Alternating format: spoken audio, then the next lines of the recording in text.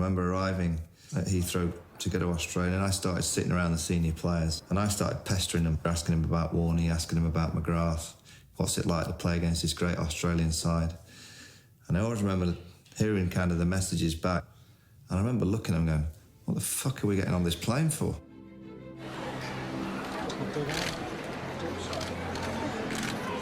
They're new to Australia, so I think they play, probably 2 matches between them. So very inexperienced, but a lot of raw talent. They hate us, simple as that.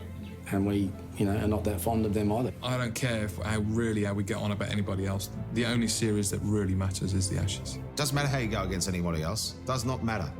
I'd gone pretty well leading up to that sort of time. There was comments in the media from Australian players about, how they're going to target me and how they were going to approach it, which has never been done before then. What's going on here? There's a different war happening here. It's in the air. It's well taken. Justin Langer. Point. Michael Vaughan standing his ground. Justin Langer caught me at Adelaide. Steve Buckner is the man at the bowler's end, and he's calling the third umpire. As soon as it went upstairs, you kind of laughed inside and I'll get away with this. That to me is out. That's straight into the hands and out. It was caught. It was out. Not out. Michael Vaughan. Got away with it, got 177, and my Ashes career just went from there. I always remember all the Australian team and Noel came and shook my hand apart from Justin Langer. Oh, we held grudges. I used to think Michael Vaughan was the biggest knob in the world. Armisen, 150, and there's another one. Oh, it could have gone anywhere. Struck him on the body.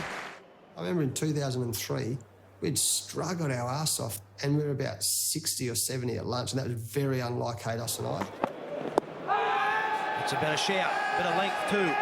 Haydos walks down and he goes, mate, if this was a fucking one-dayer, I'd be walking at this, and I'm hitting him back over his head for 6. I said, well, fuck, get out of your system, mate. This is the second session of the Boxing Day test, and he walked and hit Craig White back over his head for 6. Oh, how good is that? Goes a long, long way. Straight over his head. I was like, you can't do that. It's a test match. How dare you? There's a number of us that would have looked at the Australian team as inspiration more than the England team. And Steve Waugh's running between the wickets, being aggressive, have that red handkerchief in the back pocket. Steve, congratulations. Obviously, the Ashes, very important to Australian and English cricket, and you retained them. Yeah, look, it's fantastic to win it in the first 3 tests. The way we've played, it's been pretty comprehensive, and the side's been outstanding. I built the way that I played around Australian way of playing. I wanted to be them. When Michael then took over being captain, that was the biggest implementation that they put in place. Michael Vaughan and Duncan Fletcher were the instigators of what we needed to do, and we have to fight fire with fire.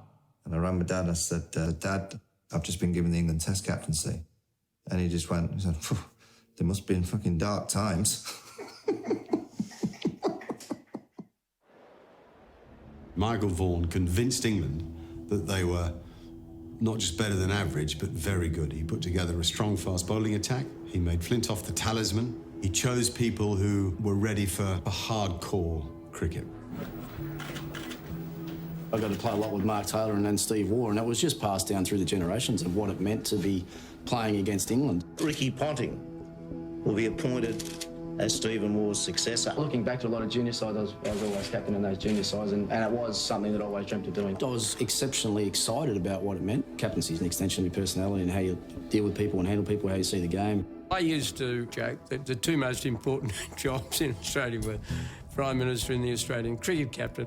They have a status in the country that I think is just a little bit above any other sportsman or woman. I've always said Prime Minister is the biggest job, and then England cricket captain for profile and for what people are looking at and expecting from those individuals. Punter's a feisty little character. He was quite young when I first met him. I think he was 16. He was betting on the Greyhound Dogs, and so I nicknamed him Punter. I was at the cricket academy as a 15-year-old, and you're starting to learn all about Ashes cricket then. Everything starts getting a bit tingly, just my hands and a little bit of a tingle down my spine. And the major reason is it's just different. Ashes cricket is just different than any other cricket that you play. The Ashes baggy green cap probably sums up my whole life, really. I remember reading an article Mike Atherton wrote about, sort of this thing about the baggy green cap. What a load of rubbish. Like, it's just, really? Tell a kid there's no Father Christmas. Listen, Australia's got no history, so they have to try and hang their hat on something, literally. For us, it's about playing for England. If they play for the baggy green, fine, we play for England. It's so much more than a cap. It's so much more than a piece of fabric. The moment you get a baggy green is the moment you have made it. Oh, my baggy green, I got teary behind my baggy green, my baggy green. You stick it up your arse for me. It's a cap, man. Pull yourself together, it's just a cap. It is just a cap, but it isn't. Couldn't really give a crap what any English thinks about the baggy green. They're just jealous that they don't have one they can jog on. I think the baggy green and all that stuff is a load of rubbish. You don't need to wear a baggy green cap to say you love playing cricket for Australia. I mean, Bill Lawry used to clean out the pigeon loft with wearing his Australian cap just to keep the pigeon shit from getting in his hair. All of a sudden, Steve Waugh made them important, so I scrubbed it up pretty quick. We get the sense that Justin Langer just wears it 24/7. I think they arrived at Wimbledon. I'll do a fucking tennis event with a cap on. Well, here with a couple of Australians, in fact, a whole team of Australians. Fantastic to have Pat in this final. I was in regular contact with Pat Raft's brother, Pete, who was organising tickets. Gilly, I managed to get you into the royal box, but it means you have to put on a jacket, tie, and I... Hang on a minute, mate. Boys, it's in the royal box, yeah. Got to put on tie and suit. No! It's great to be here supporting him. We've got the Aussie spirit, got the caps on, and everyone's really keen to see him get up for a win. We've rocked in with our baggy greens on. What an absolute joke. Me and Mark Waugh refused. I think Flem refused as well because we thought, no, that's stupid. We look like idiots. What were they thinking? How embarrassing. I mean, what is that all about? If I had my time again... I'm not 100% sure. In fact, I probably am. I'm probably 100% sure I probably wouldn't have worn it. Maybe it would have been better to leave it in the kit bag. But I love the baggy green. It's too cringeworthy for me, right? Now, Steve Waugh, astute man, loves his baggy green. There has to be fallout. You know what? I never played another test match. I should have wore the baggy green. Paddy Rafter, you cost me an Australian test career.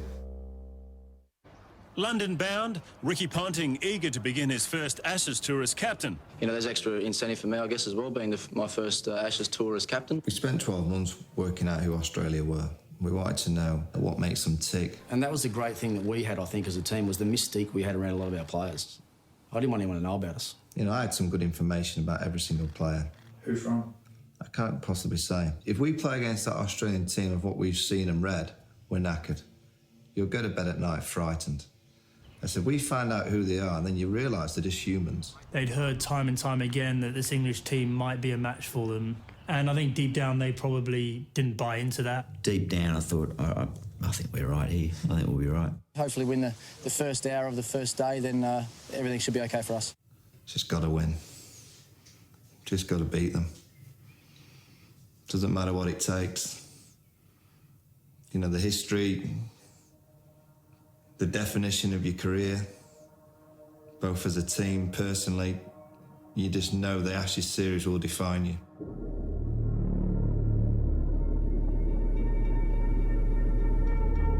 Tension and the build-up to this game, something I've never before seen, or felt for that matter.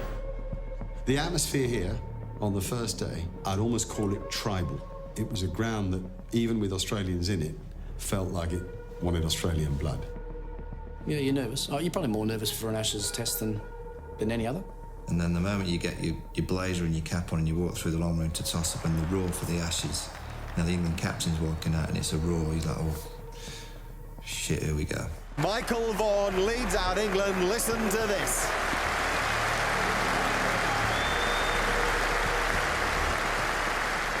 That was your moment as a captain. That is one of the skills of leading an Ashes team, is like, can you act at that crucial moment when the cameras are on, it's glaring on you? Can you be the coolest cookie in town? Can you portray this message to your team that actually this doesn't matter, but it does? Stand it all fucking day. And then at the end of the day, we're looking to so we think we've got a fucking good run. Come on, come on. Those two opening batsmen will have felt a twinge or two of nerves. Here's Hamsey. Steve Hunt runs and bowls the first ball, flies past. But what happened next was unbelievable. The slips start walking at me, the point starts walking at me, back pad walking at me.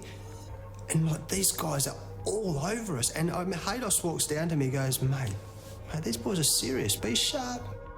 Steve Armas, and the message just being bowl as quick as you can, mate.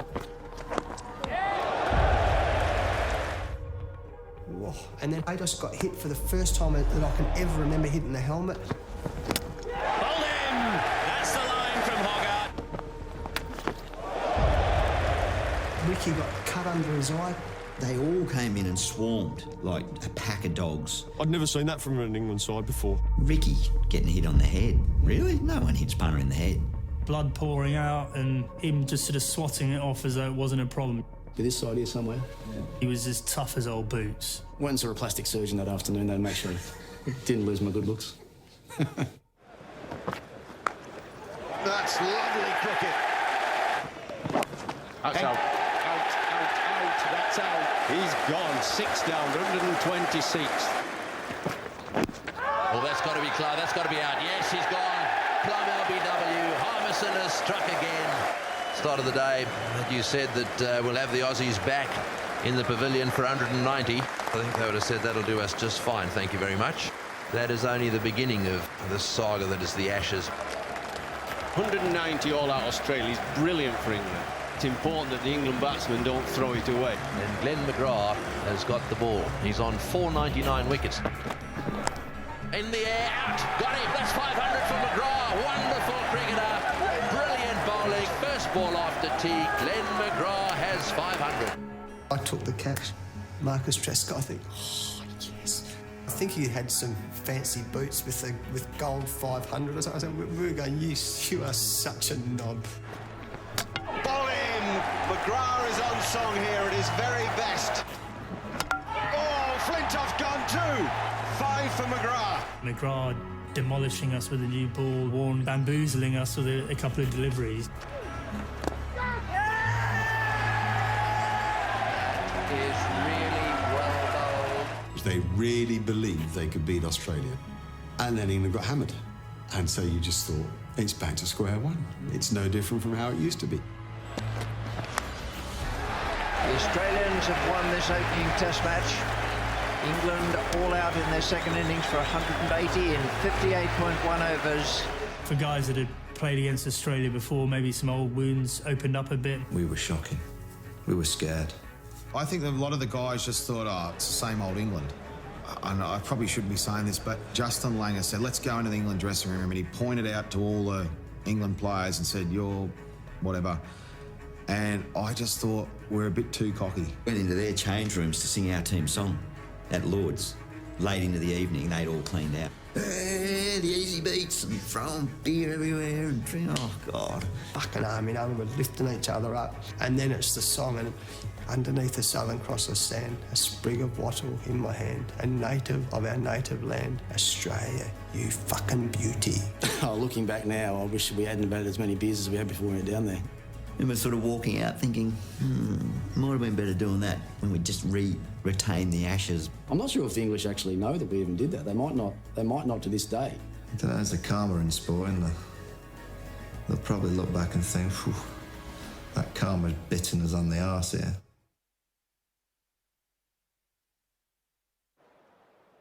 Glenn McGrath rolling around in agony here. He stumbled on a cricket ball that was lying loose on the outfield. I was going, no, Lord Slower, no, you want to grab, and he stepped and he fell. And this is just before we're tossing the coin, remember? And he's out. And that's like, fuck. Look over at the Poms and they're all dancing. I've never seen a happier England team. I realised, I reckon, before I hit the ground that I was out for this test match. Michael Vaughan and Ricky Ponting were ready for the toss. Here it goes. I remember going up to punter saying, mate, please just look at the pitch. It always turns, we bat first, and McGrath rolls his ankle. Surely now we're going to bat. We'd made our mind up pretty much a day before. There'd been a lot of shitty weather around it. Heads is the call. It is a head, Ricky. Heads it is. And it's a head. And my eyes are, oh, shit. Oh, you're like this? We're going to have a bowl this morning, mate, with the overhead conditions. We'll bowl. And I won't. Toss had been won by Australia. They've chosen to bat first. And in my no, the Australians are bowling first. They're putting England to bat. We'll see you after the break. The The only way we could beat Australia is batting first, getting a score and potentially just giving them a tricky chase in the last innings. I couldn't believe it. Oh, look, I still think I made the right decision.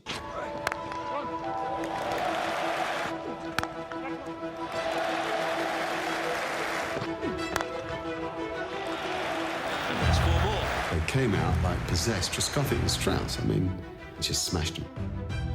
Shane Warne came on to bowl. I remember thinking to myself, right, we talk the talk, now you need to walk the walk.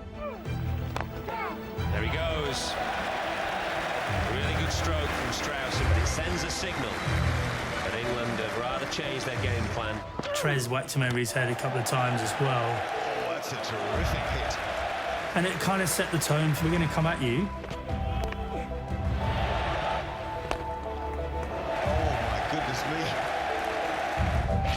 There's another bouncer, it's in the air, it's gone for 6, it's a big 6, it's gone back miles.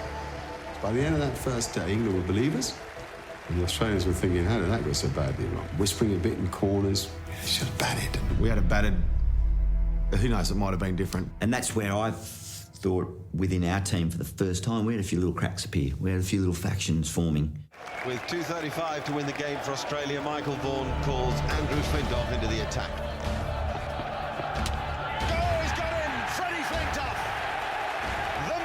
Flintoff's a colossus. He got me out first ball, and then he bowled this over to punter. Oh,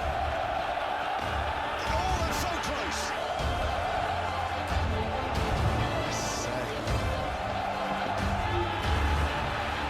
3 out of 3, bang, bang, bang. Then gets punter out.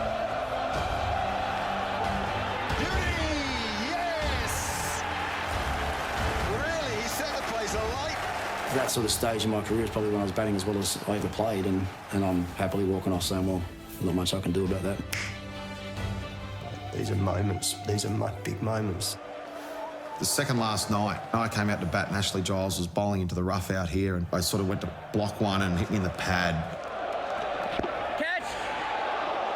Fielding at City Point, I thought, I've got to say something to him. And I said, come on, Gilo, he's really struggling against you here. And I sort of just stopped and said, Straussy, you're kidding yourself, mate. Just these two eyes turned to me and went, mate, there's only one guy struggling around here. It's you, you fucking shit. Pretty humiliating, to be honest with you, and you're kind of hoping your teammates back you up, and everyone was sort of just not engaging in that conversation at all. And there was another bit to this, which I've never told, is he then turned around to me again and said, listen, mate, you say another word to me and I'll hit the next ball for 6. And I went, all right then. Come on, Gilo, he's really struggling against you here. 6, what a shot. Bang, over square leg for 6. You going to say it again, mate? Still need 107 to win, Australia. And England need those 2 wickets. Is there a sting in the tail?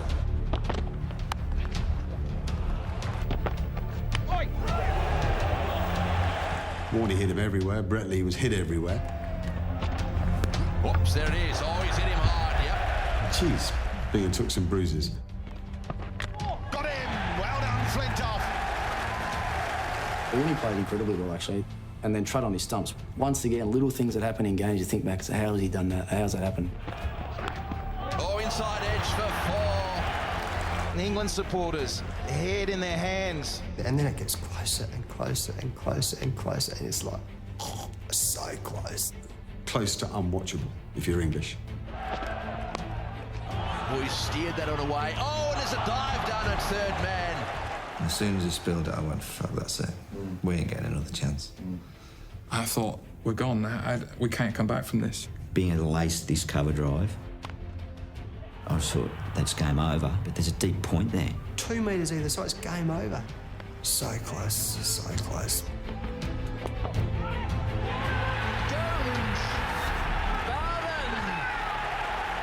I'm standing here, he's just there, 5 yards away. And you can see it happening almost in slow motion as the ball comes over. And then it changes just like that. It's right back on again. It wasn't until we studied the replay that we worked out the hand was off the bat when it hit the glove. If we had DRS that time, it would have been different. DRS, unlucky.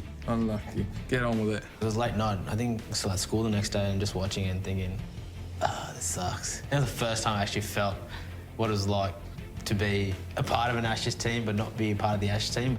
One of my abiding memories will be Freddie Flintoff going up, putting his arm around Brett Lee. And when we talk about enmity, but actually, it's not enmity, is it? There's an underlying love within cricket. It says a lot about Freddie. He'd taken what it all meant in the enormity of the event, Ashes cricket. All those memories that have haunted English cricket for decades were just beneath the surface. And so to get one over them, it suddenly transported us into a completely different place. It's cruel, really, I think, to get so close and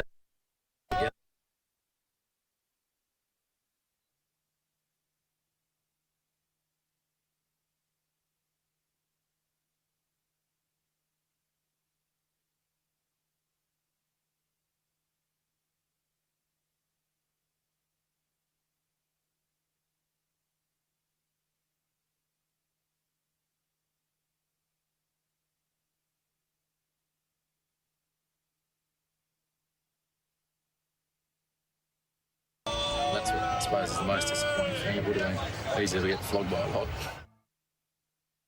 Packed to the rafters, Old Trafford, and some disappointed people outside the ground because they're now turning people away. The gates are closed. This place is heaving. We left the hotel, 20-minute drive maybe to the ground. Every little side street down, getting into Old Trafford was completely blocked. We couldn't get the buses down. We just couldn't get in. If ever the legend of the Ashes needed proving, you should have been there. Mark, wow, that was fantastic. Are you under pressure from the nation? There's a bit of a fever out there, isn't there? Oh, it's great. It's great for the game, and it's good that everyone's talking about cricket. Duncan Fletcher had pointed to me in the morning and said, "You're not enjoying this house. It's stressful, this Ashes series." And as I go to toss up, this little boy is going to toss up with me. I mean, the little boy had gone through so many operations, and he walks to me and says, "Morning, mate." He just looked at me and he went, Why are you so miserable? I said, "What do you mean?" I said, "Well, you're not smiling." I said, "You're right." I said, "Maybe I should smile." He said, "Yes, you should. You're playing cricket." And I just looked at him and went, God, he's right. Connor Shaw, our 6-year-old mascot. Forget psychologists. He was my greatest psychologist, no question about that. Michael Vaughan has won the toss. Yeah, we're going to have a bat. There is an electric feel at Old Trafford. It was almost like going to the boxing ring. This could hurt. Oh, boy. Clonked me pretty hard. That was a bad moment for Strauss. And that is an interesting place to be mentally. This is a moment in your life which you either come through or you take the easy option. Well, another beauty from Lee. I had to duck and weave and fend off a few. And then he bowled a slow ball, which is the last thing I was thinking of. Brilliant from Brett Lee. Wonderful piece of bowling. Australia have the breakthrough. Yes, out! 600 Test match wickets for Shane Warne. The 600th wicket was just arsey. Popped up, thanks very much, job done. And it was like, you are kidding me, you know? This is not fair. No wonder he's got 600 wickets when he gets those. It's a lovely shot from Vaughan. That was a beautiful shot. Listen to the roar goes up. That's Michael Vaughan's 15th century, and he's fourth against Australia. An Ashes century. Straight away, I don't know any player that doesn't go in history. It was the back to Michael Vaughan that we needed, and it made the difference. The atmosphere defies belief. Who has it in them to draw blood in the Ashes series? And that went flat and hard. Oh, that's another magnificent strike. Well, that's a beautiful shot, and that is Ponting's 23rd century, and it's his 5th against England. That's very well played. You know, you hear all these great things about entertainers, whatever. I just wanted to score runs and I wanted to win games. Flintoff's going to bowl at the Stratford end. This is going to be the real test of... The crowd could sense it. Oh, Freddie's on to bowl. You know, we've got to watch. Something's going to happen. And slip, one of the two. Take the pick. Got him. That was the first time I felt truly under siege from an opponent, wondering if I was a fraud, whether I'd faked it to get to that point in my career. I was gone in the head, thinking, they've got me. There's a little appeal. He's getting it out! Out! Imagine what Ponting is going through now. I could see the finish line there. Like I'd worked and worked and worked and got battered for most of that last day. Just flicked my glove and caught down the leg side, and then I'm thinking, oh man, that's the game gone. Game's gone, and it could be the series gone as well. Thinking, what have you just done? One solitary single ball. Here we are. Brett Lee has done it. That's drawn series level 1-1. What a series. What an Ashes battle. When the test was saved, Michael Vaughan gathered the England players together. Experience has been fucking outstanding in this game. They've come away there to celebrate. Fucking Australia 5-10 years ago. Let's take a look at them. So I've never seen this. So Australians don't draw and celebrate. It was like a real pommy reaction. We were pumped. We were like jumping up and down like we just won the test. Yeah, they didn't see me because I was still tucked up in the back corner of the dressing room hiding because I got out with a couple of overs to go. The emotions that I went through that day, I don't think I went through ever. It's quite nice to see them jumping up and down, having a draw. I think there's many teams that have seen that in the last 5 or 10 years. We only have to win one of the last 10 we retain the Ashes, so I believe the pressure's on England. At Trent Bridge in the fourth test, Australia found itself in the unaccustomed situation of following on 259 runs behind on first innings. England's tactic of rotating its quick bowlers, they went off for rest and came back on again, was working pretty well. They just kept rotating. Their bowlers would go off, have a shower, get rubbed down, scull about 3 or 4 Red Bulls. It became very evident during that game something was brewing. That's Gary Pratt of Durham. So Gary Pratt's been on for a considerable time while other players have rotated and been off the field. We started going, what's going on here? You can't bowl 15 over spells at 90 miles an hour and then come back and do it again 20 minutes later. We knew it was winding him up, so I was going to carry on. What was premeditated was to have the best fielder in England there as our 12th man. He's quick, so they've got to be very careful.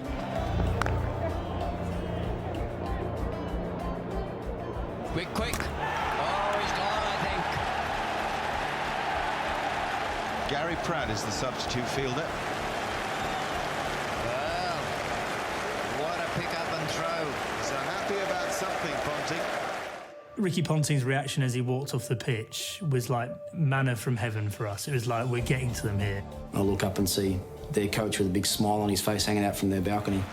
We loved every single bit of it. I'm on the pitch pissing myself laughing. Ponting's the man going back to the dressing room. He's aggro. Whew. Mate, Punter would have loved to have been up there and swinging punches. I got my gear off pretty quickly and I was 3/4 of the way up the stairs up into to their rooms to probably push him off the balcony. Someone followed me up, knew where I was going and dragged me back down pretty quickly. This fielding rotation, it seems to be getting under the skin of the Australians. Well, that's up to them. I mean, at the end of the day, if you hit a ball straight to cover and you get run out, what do you expect? 129, the figure for England. 10 wickets to take for Australia. What is in store for us in this final session of play? Oh, crikey, we're going to go 2-1 up. We looked at it and got nervous. It was squeaky bum time. Oh, that is glorious. What a shot. The start was fine. Trescothick played lovely strokes, and then Ponting threw the ball to Vaughan. Gone! I reckon that's about pat it is. And he got Trescothick out first ball. And he gets another. That's great bowling.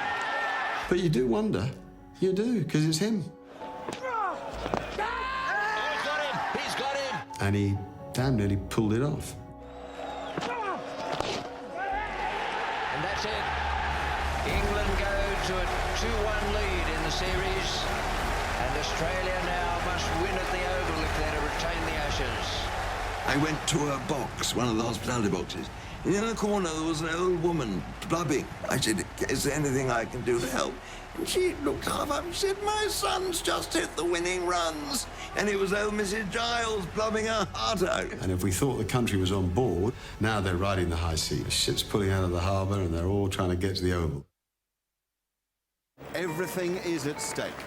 England have not held the Ashes for 16 years and 38 days. And now the Australians, down the steps of the grand old ground in South London. You just sort of expect them to turn up and win. They've been good for a couple of games, but they can't keep doing it. The closer you get to that moment of greatness, you know, the harder it is. You know, it almost becomes further away from you. Andrew Strauss first, then Marcus Trescothick. Phenomenal noise. You're almost praying that it, you know, that just go how we plan it to go this week. You know, just please. More runs for Strauss. That's a good shot. Oh, good shot. That's his 100. This has been a superb night. Given what was on the line there, that was the best innings I ever played for England. I remember actually getting back to my room that night and getting a text message from Justin Laing just saying, "Well done, buddy, well played, that was a top knock." You know, those sort of things mean a lot for you, especially when they're coming from the opposition. It was a struggle that reflected the entire series. England making a very competitive 350-plus. The England innings is over. 373 all out. But then Langer and Hayden finding form, both making centuries. 100 to Justin Langer. He's played really well. He carried the attack to England yesterday when it was so important. That is a very good 100 from Matthew Hayden. And the big fella just turned. He knew one of the lads had a niggle. He went, "I'm bowling until they're out." Oh, again. Oh, what's out? Surely. Yep, it's a slow death from Rooney Cookson, but it is a death. And he just bowled and he bowled and he bowled. It will be out, caught. Shane Warne is out. Flintoff has struck again. And realistically, Aussies should have had a 100-run lead, and that was down to Flintoff. As the paceman again, and a real handful for the Australians, bowled out the 367. England lead by 6 runs. This was a series of endless heroes. In this case, it was Kevin Peterson and Ashley Giles who staved off an Australian victory charge. It was that partnership between KP and Ashley Giles that really cost us. Gilly dropped one on naught off me. Oh, his guy's dropped it. Dropped it. I think he got an edge on that. And I dropped an absolute soda. Is that the moment or what? I remember cranking Brett Lee up. Just give me 3 or 4 overs of your fastest, shortest stuff. We'll rough him up. We'll play on his ego. We'll see what happens. Oh, and he didn't see that at all. Brett Lee was bouncing the shit, and we are into him. I remember running from deep backward square and all this, wasting fucking time. Fucking get up, you weak prick. Peterson has got problems with Brett Lee. He was shitting himself at lunch. To Skip, he said, "I don't know what to do." I said, "Take him on." I said, "Don't worry." I said, "If we get half an hour of you, that's it, done and dusted. Get him out there and hit him." And I go out the other room, going, "Oh, God, what have I said?" Oh, shit, what have I done here? Gone for it. 6. That one. Where's it gone? Straight in the air. It's another 6. Fucking walking at us. Mate, one of the gutsiest innings I've ever seen. The most extraordinary innings I saw in my career, without doubt. He's a genius. Fruit bat at times as well. And that's a beautiful stroke with which to make a maiden Test century. It kind of just released all the pressure. He'd won us the Ashes. Just when needed. Last Test match of an Ashes series. And so Bad Light has stopped play, but we're short of the time at which the game can officially be called off. I think that's bothering the crowd. 1 iota, the champagne bottle's been open.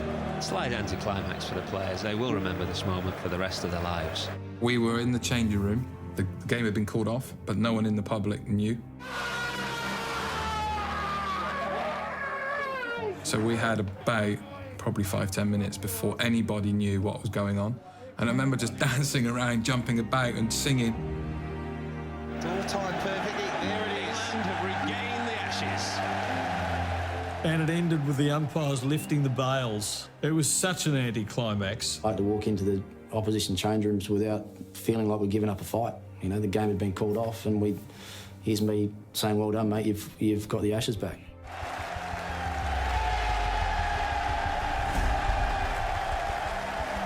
It didn't really hit me for a few years. It's kind of now that I sit back and go, God almighty, we beat a good team. And then us doing a lap of honour around the ground and actually feeling quite faint, like, you know, this is really surreal for me now. Sitting on that oval balcony and England are going mad and they've won the Ashes back, and that's like, oh, that is a stagger. It's the most disappointed I've ever been, ever. Captain handing over the Ashes, I'm not sure if it gets much worse than that for anyone. We just lost the Ashes. I was in New York, went to a United Nations meeting, and Tony Blair was there. And the then President of Pakistan, Pervez Musharraf, came running over to me and he said, John, don't worry, we will avenge you. He said that. There was no getting away from their adoring public today. This England team now catapulted to pot group status. I was remember getting back to the hotel looking at Freddie and saying, Fred, you remember in the morning, 9 o'clock, suited and booted, we've got to get on that bus ride. And I just remember him looking at me at about 3:34, pissed at me, and went, no fucker will turn up. One of the best lines I've ever heard was from Freddie. He said, what did you have for breakfast? He said, a cigar. You get to Trafalgar Square, again, there's thousands of people lining up. Okay, I'm still buzzing because this is great and this is so enjoyable, but I'm just starting to feel a little bit ropey now. And then heading to Downing Street to meet the Prime Minister with a load of guys less than sober was never going to end well. What was it? Was it a late night, was it? It was so few of the players haven't slept as yet. I'll let you decide which ones. Right. The level to which this country lost the plot about winning the Ashes in 2005 tells you how important it was to win the Ashes. And it actually took the country by the sword and colours. It really did. You could argue probably not great for English cricket, because I think it was almost inevitable that we got caught up in our own publicity. To be a truly great team, you have to do it time and time again over a long period of time.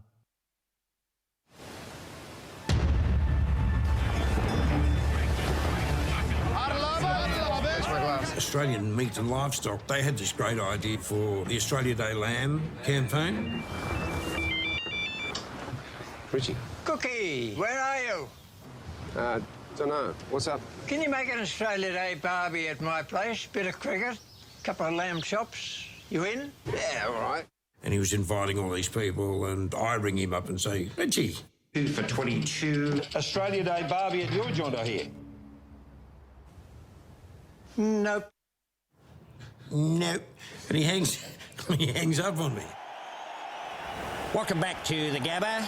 Players and umpires have made their way out to the centre, and all looks to be in readiness now for this first Ashes Test match of 2006. Definitely Richie Benaud was the backbone of pretty much all the 12th man records. In early 2006, there was such expectancy and anticipation about that series. I just thought doing something around this Ashes series would be a good thing to do, so I did. Good morning, Bull. Good morning, Tony. Good morning, all. One of the most keenly anticipated series in a long, long time, and it should be, as Australia goes about reclaiming the trophy that's rightfully theirs, the Ashes. Well, Bull, you certainly haven't wasted any time in nailing your colours to the mast with that biased assessment, but be that as it may, Andrew Strauss now facing the first ball. Oh, there's that first ball a day, a thin edge. And Andrew Strauss just lets that one go through the keeper. You'd better calm down a bit, Bull. There's a long way to go here. Well, every time we played that, Greggy and I run into a wall in the car. Tony said unequivocally, you made me a bloody star. You put an extra zero on my often in the speaking fee. Tony had Billy Birmingham on the phone, and he was saying, oh, hey, Billy, make sure you send me a couple of those DVDs. You really are quite toey, aren't you, Bull? Very much on edge. Fucking oath I am, Tony, and why wouldn't I be? The tension, the drama, the buzz, it's all happening already. Fuck, Bull, it's only the third ball. Will you calm down a bit? No, I won't, Tony. Blow it out your ass. I'll do what I want, how I want. I'm not going to have some part-time safe dodger like you telling me how to do my job. Brilliant, brilliant. You still laugh now. It's really funny, really, really funny. You had cricketers absolutely wetting your pants. They were often a big part of our touring teams. Absolutely brilliant. You know, you got to bring a little bit of fun. You got to try and sell the game. Two things in Australia: we love watching sport, and we love taking the piss. And it was something that brought people together, gave them a good laugh. And God knows a good laugh is hard to come by these days. I don't think Chappelli's as big a fan. Excuse me, Rich. Yes, what's happening, Chappelli? Has the slaughter come to a halt yet? Excellent, Ian. A marvellous effort, that. I don't think Ian ever said anything, did he? I hope Chaps doesn't watch this. Oh, he's got him. That's a beauty. That is a right classic. Out! Brett Lee is on fire. Those guys that were mixed up in the 2005 series, they were hurting. And they wanted redemption from that, I can tell you. Got him! There it is! Wicket number 700! We wanted to smash the Pom. We just wanted to smash him. Catch! Goes. Goes again. Oh, that sounded superb! India crest a century. The second fastest in the history of Test cricket. If they'd have come at us like they did in 2005, probably would have been a punch-up, would have been a full-on melee. But we were ready for that series, mate. 1200 for Justin Langer. And what 100 that is from Ricky Ponting. He's had to live with losing the Ashes. I don't care where we play them right now, no one's going to get near this team for the next few months. And that anger came out in 6-7. It was like, we're going to rub your noses in it.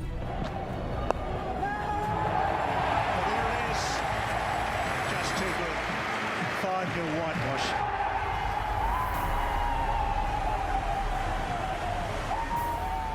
That night, Andrew Flintoff, James Anderson and Steve Harmison came into our room.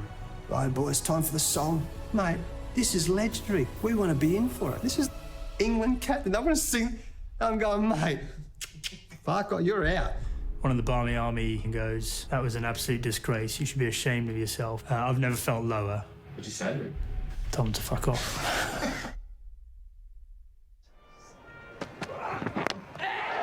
England win. They win the series.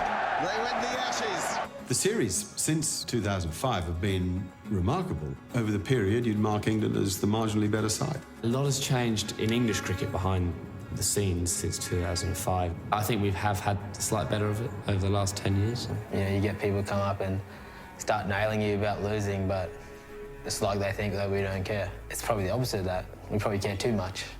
England have had the better of it. Australia produced an amazing 5-0 whitewash from nowhere, driven by Mitchell Johnson's bowling. That full, it's fast, and it's viper. Mitchell Johnson, what a series he's having. 28 wickets. As Hadj just said to me, we got him back, so it's a fantastic feeling. And England made you work for it today too. Yeah, it certainly wasn't given to us easy, but we expect that. We've known from day one that, you know, playing against England's always tough. Ashes series is where people will gauge the health of cricket in your country, deliver or expect some pretty harsh criticism on the back of it. Two things matter. You've got to give people an equal opportunity to play the game, and you've got to ruthlessly reward merit. And I think the fact that you're getting more women playing cricket has changed the game for the better. When I was younger and growing up, I watched a lot of Ashes cricket. I don't think there's any other contest like it. It's true test match cricket in its most competitive form. It's probably since 2005, watching the men's Ashes, I've always thought how special it would be to win an Ashes, and I remember feeling quite emotional when I knew we'd finally got our hands on that trophy.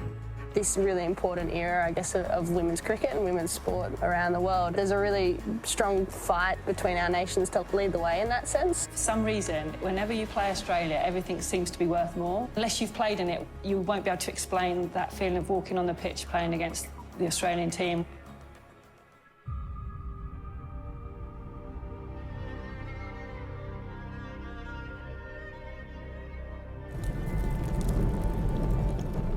Nothing in sport creates identity like the Ashes does. It's the identity of the two countries and the fact that they love each other and hate each other all at once. It was almost about who's the better country. If you've got the Ashes, you're the better country. The cricketing relationship between England and Australia has contributed to the political and social relationship between the two countries. I think cricket binds.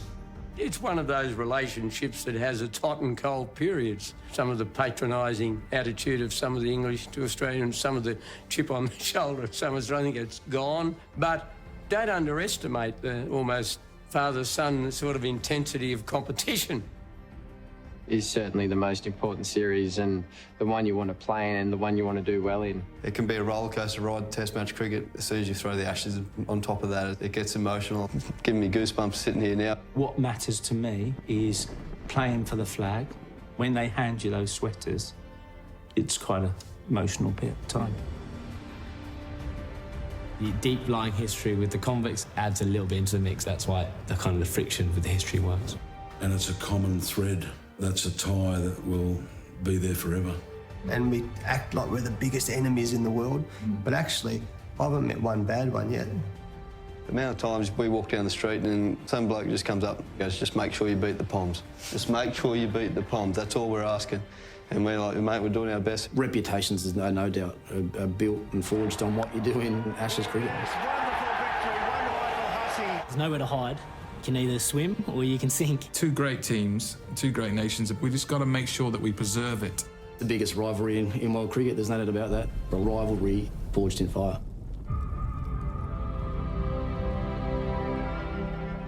The whole point of the matter is that we're supposed to be sent here as convicts, as the dickheads, and the only dickheads are the ones that stayed there. Well, I've got a couple of convictions, so I suppose I could be an Aussie. The rest of them would love to live over here than in that shithole. What you should get from us, in large doses, is sophistication and class. You go there for 2 or 3 weeks, it's great, you get a bit of sunshine, you think, God, get us home. These Aussies are a pain in the arse. We don't